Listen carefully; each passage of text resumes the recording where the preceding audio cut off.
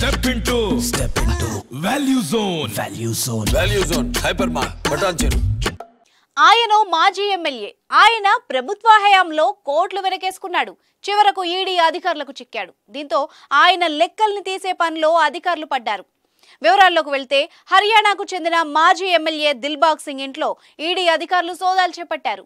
అక్రమ మైనింగ్ కేసులో ఈడీ ఈ సోదాలు చేపట్టింది. దీంతో ఆయన ఇంట్లో భారీగా నగదు, విదేశీ తుపాకులు, వందల కొద్దీ మందు బాటిళ్లు గుర్తించినట్టు అధికారులు వెల్లడించారు. ఆయన ఇంట్లో సుమారుగా 5 కోట్ల నగదు, విదేశాల్లో తయారైన తుపాకులు బయటపడ్డాయి.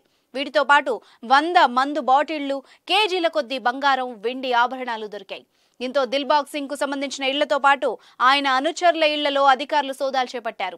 గురువారం ఉదయం మొదలైన ఈ సోదాలు శుక్రవారం కూడా కొనసాగుతాయని ఈడీ అధికారులు వెల్లడించారు.